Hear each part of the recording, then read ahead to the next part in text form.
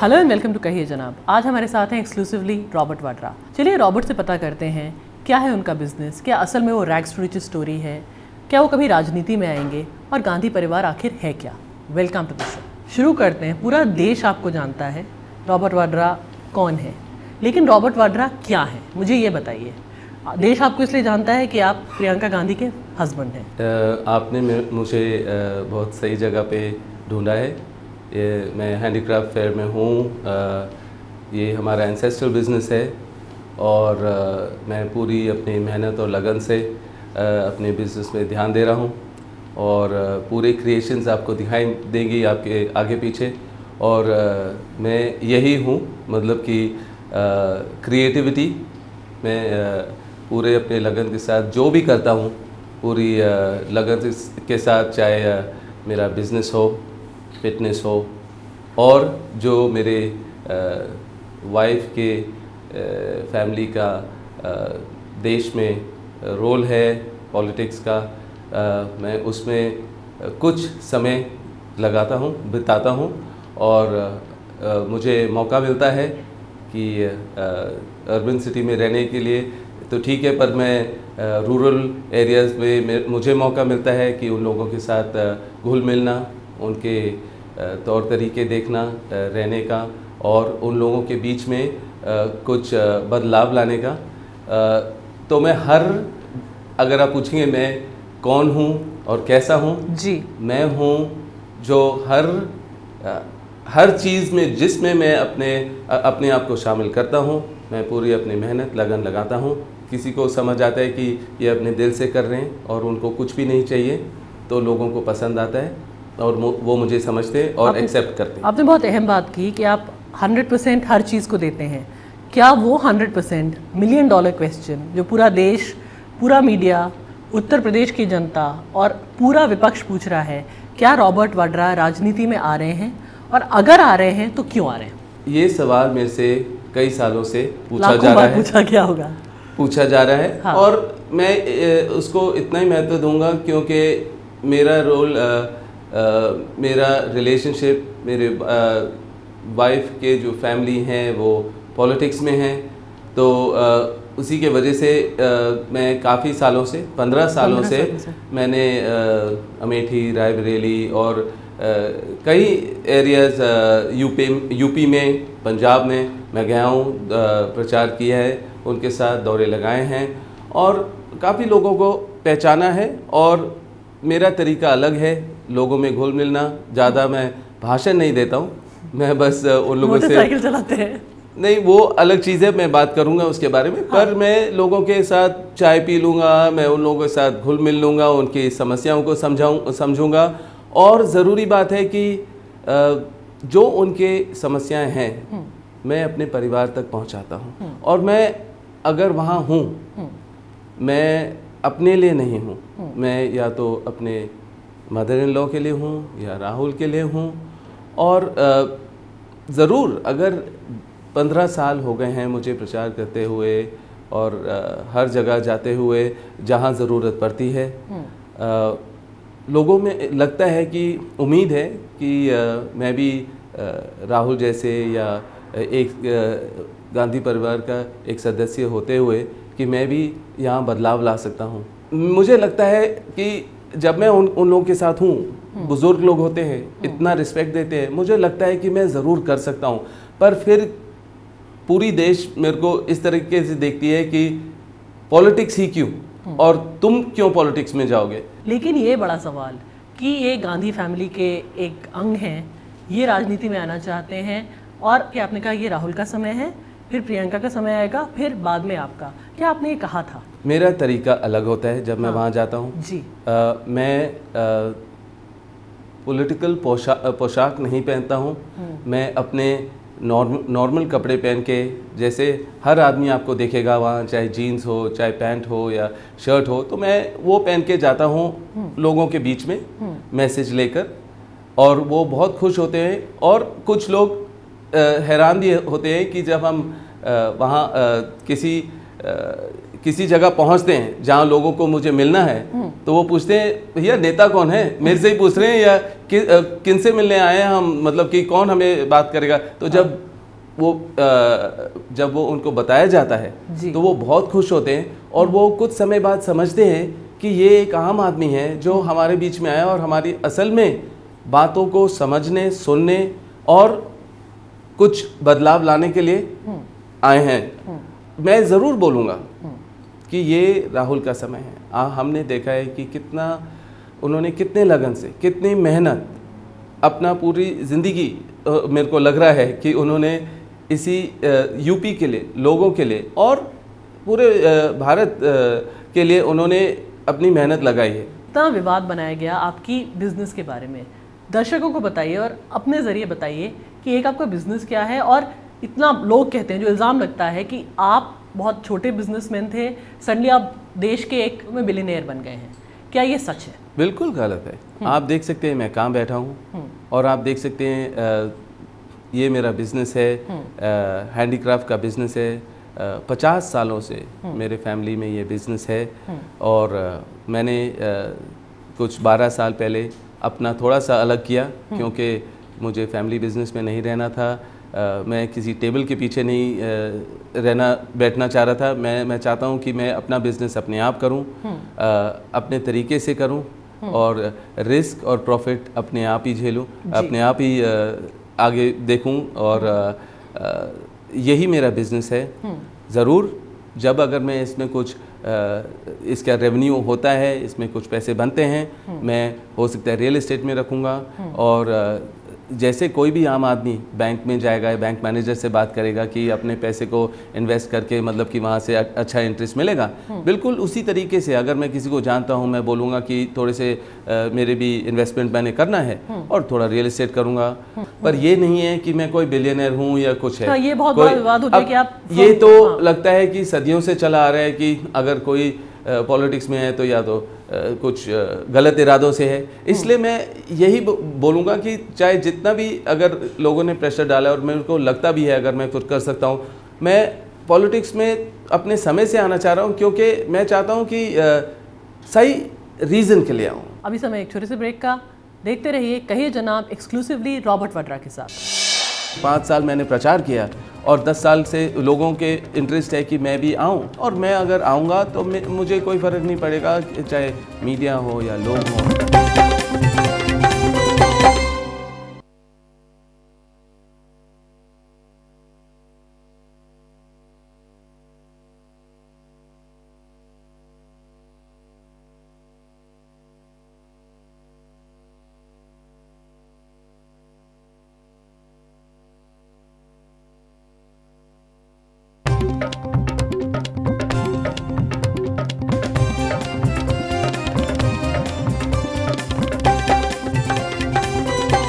Welcome back. कहीं जना हम लोग बातचीत कर रहे हैं एक्सक्लूसिवली रॉबर्ट वाड्रा से।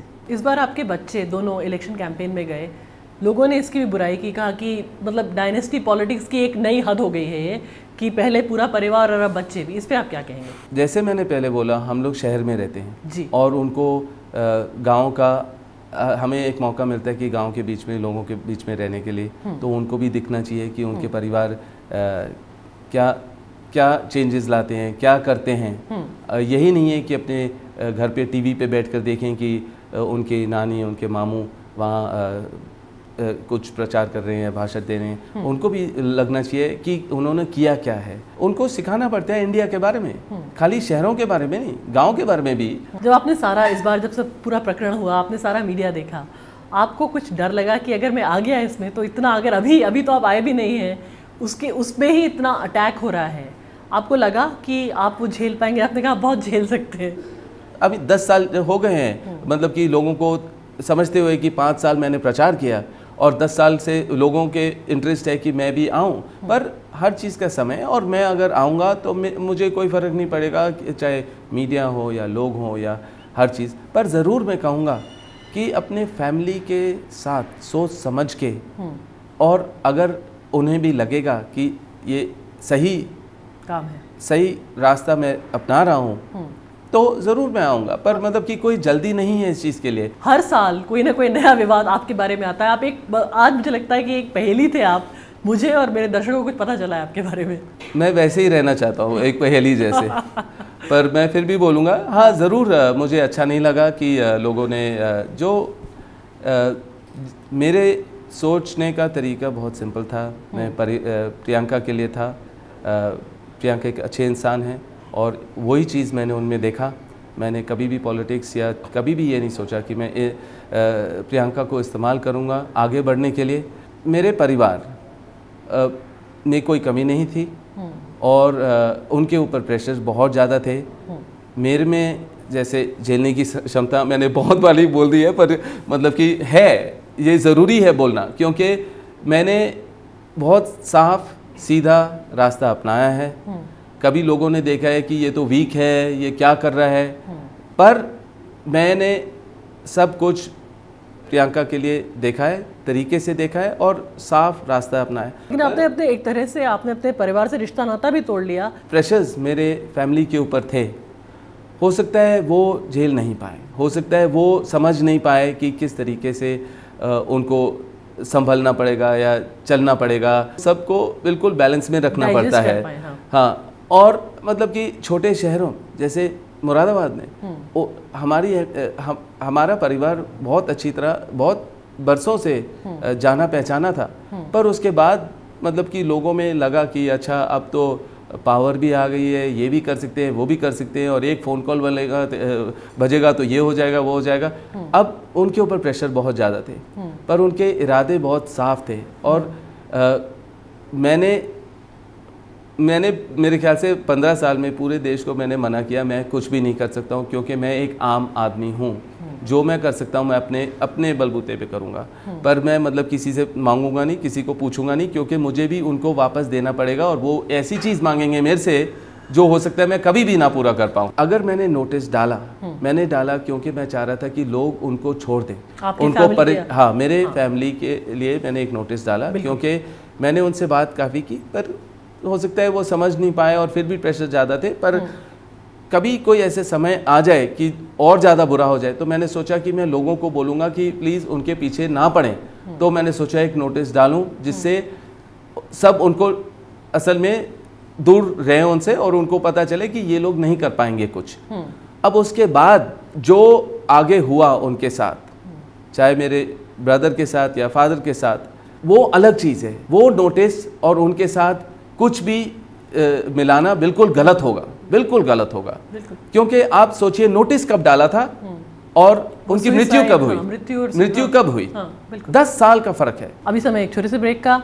देखते रहिए कहिए जनाब एक्सक्लूसिवली रॉबर्ट वाड्रा के साथ कि आपकी एक रैग्स टू रिचेस स्टोरी थी। आप इतना मानेंगे, डीएलएफ को उसमें लाया गया कि डीएलएफ ने आपको इतना सारा पैसा दिया, आपने डीएलएफ के साथ टाई अप किया, ये सब।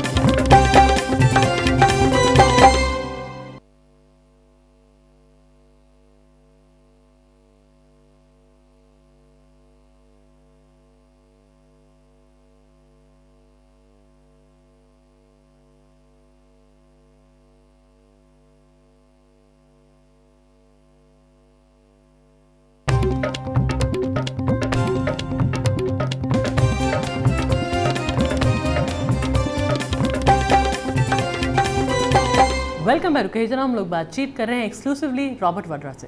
क्या प्रियंका गांधी को राजनीति में आना चाहिए? और लोगों ने कहा कि जब आपने ये बात कही तो प्रियंका, जो मीडिया में रिपोर्ट हुआ कि प्रियंका गांधी ने कहा कि आप बिजनेसमैन हैं, आप उसमें संतुष्ट हैं, आप राजनीति में नहीं आएंगे। ये सब क्या है? ये बार बार इतना विवाद क्यों होता है?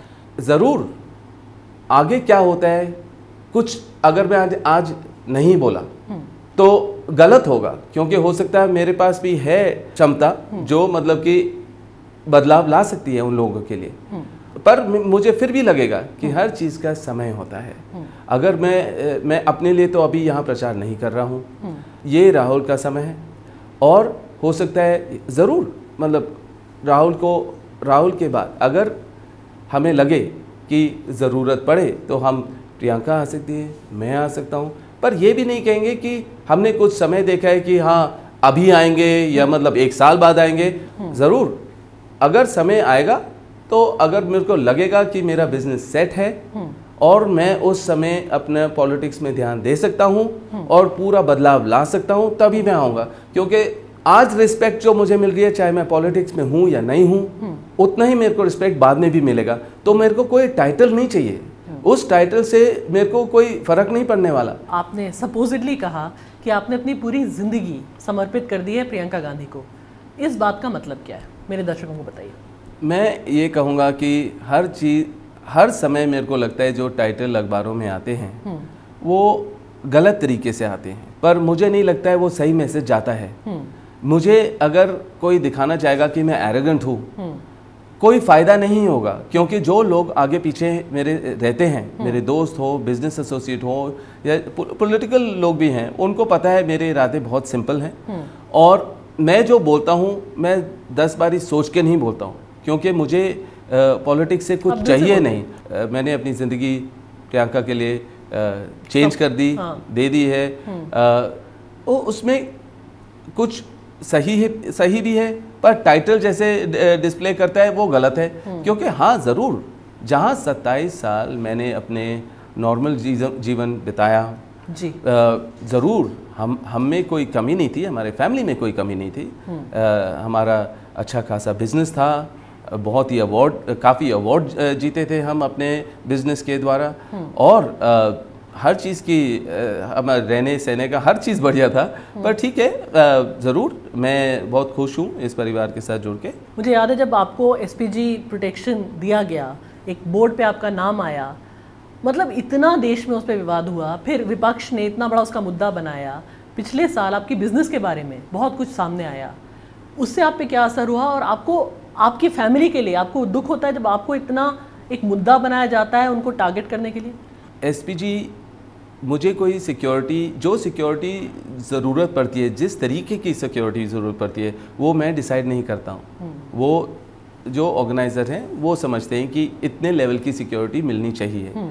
अब चाहे एसपीजी हो या दिल्ली पुलिस हो या जो भी है, मैं उसमें कोई भी इंटरफेयर नहीं करता हूँ।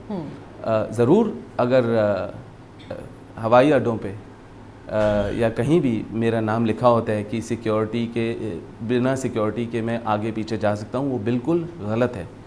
क्योंकि मैं जब कहीं पहुँचता हूँ, एयरपोर्ट के अंदर जाते ही सारी सिक्योरिटी विड्रॉ हो जाती है। उसके बाद अगर मेरे को पूरा फ्रिस्क चेकिंग की जाती है, जैसे कोई भी आम आदमी, ये ऐसे क्यों होता है? क्योंकि वो एकदम मेरे को पहचानते नहीं हैं, और मैं ये नहीं बोल सकता हूँ देखो मैं वहाँ उस बोर्ड पे मेरा नाम लिखा हुआ है, और पर जो लोग दूसरे तरफ है जो मेरे को पहचानते हैं, वो कहते हैं कि पर आप, ये क्या तरीका है? हर जगह आपके ऊपर लिखा जाता है कि आपको ये सिक्योरिटी का प्रोविजन फ़ायदे मिल रहे हैं। पर आपने मतलब कि वो पूरा आपको ऊपर से नीचे सिक्योरिटी उन्होंने चेक किया है, आपके बैग्स चेक किए हैं, ये वो, पर आपने कभी उसके बारे में बात नहीं की है, या मतलब कि कभी उसके ऊपर ज़्यादा आपने प्रेशर नहीं डाला है। पर आज ये है, कल कुछ और होगा। जो विवाद हुए, बड़े बड़े विवाद हुए, उससे आपको दुख तो होता होगा। ये सारा गलत है।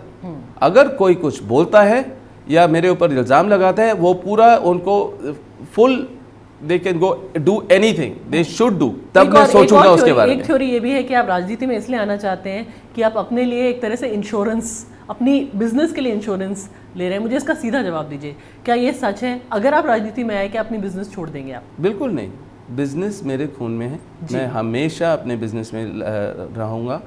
पर इसीलिए मैंने कहा कि मैं 2 चीज़ नहीं कर सकता हूँ, पॉलिटिक्स प्लस बिजनेस। बिल्कुल। और मैं अभी तो पूरा अपना ध्यान बिजनेस में रखा हुआ है मैंने, और मैं बहुत खुश हूँ। इस पर मैं कहूँगी आपने बीटीपीटी के खिलाफ एक नोटिस भी दी। बीपीटीपी हो या अलग कंपनीज हो, वो चाहते हैं मेरे साथ जुड़े, मेरा नाम इस्तेमाल करें, पर मैं बिल्कुल नहीं चाहता हूँ वो चीज़। तो मैं बहुत सख्त हूँ अपने फ्रेंड्स के साथ, अपनी फैमिली के साथ, और जो भी आगे पीछे मेरे से मिलते हैं वो समय में समझते हैं कि मैं कुछ नहीं उनके लिए करूँगा। आगे कुछ ऐसा सहायता नहीं दूंगा जो गवर्नमेंट के द्वारा होगा, क्योंकि मेरा सोच विचार वैसा नहीं है। अगर मैं खुद आप ये कह रहे हैं, देखिए परसेप्शन क्या, आप ये बात कह रहे हैं कि आपकी एक रैग्स टू रिचेस स्टोरी थी, आप इतना मानेंगे। डीएलएफ को उसमें लाया गया कि डीएलएफ ने आपको इतना सारा पैसा दिया, आपने डीएलएफ के साथ टाई अप किया, ये सब क्या है? चाहे डीएलएफ हो, चाहे अलग कंपनियां हो, सब मेरे जान पहचान के हैं लोग। जैसे मैंने बोला कि कोई भी अपने बैंक मैनेजर से बोलता है कि मैं कुछ इन्वेस्टमेंट करना चाह रहा हूँ, मेरे को अच्छा इंटरेस्ट देना, वही तरीका है कि मैं उनको जान पहचानता हूँ। मैंने उनको बोला कि हम लोग कुछ इकट्ठा बिजनेस करेंगे। अगर जिन्होंने भी जितना खोलना है खोल के देख लें, कुछ भी नहीं मिलेगा क्योंकि कुछ है ही नहीं और मिलने के लिए, मतलब दिखने के लिए, कुछ गलत होने के लिए बहुत साफ है और समय में सबको समझ आ जाएगा कि मेरे को आसमान नहीं छूना है। और आपके 2 छोटे बच्चे हैं, उनके लिए एक पिता की तरह आपके क्या सपने? हमने अपनी पूरी मेहनत और अपना पूरा समय बच्चों के साथ लगा दिया और मुझे लग रहा है, ऑलरेडी दिख रहा है कि वो बहुत अच्छे इंसान हैं, बहुत अच्छे इंसान बनेंगे और उनका फ्यूचर ब्राइट है। चाहे पॉलिटिक्स में हो या जो भी वो अपनाएंगे, हम हमेशा उनके पीछे रहेंगे। तो जैसे मैंने पहले कहा था रॉबर्ट, पूरा देश आपको जानता है लेकिन देश जानता नहीं आप क्या हैं। रॉबर्ट वाड्रा की पहेली मुझे लगता है काफ़ी हद तक हल हुई है और आपने कई विवादों को रेस्ट किया है। Thank you so much for watching. ये पूरा शो आप znews.com भी देख सकते हैं। Thank you and good night.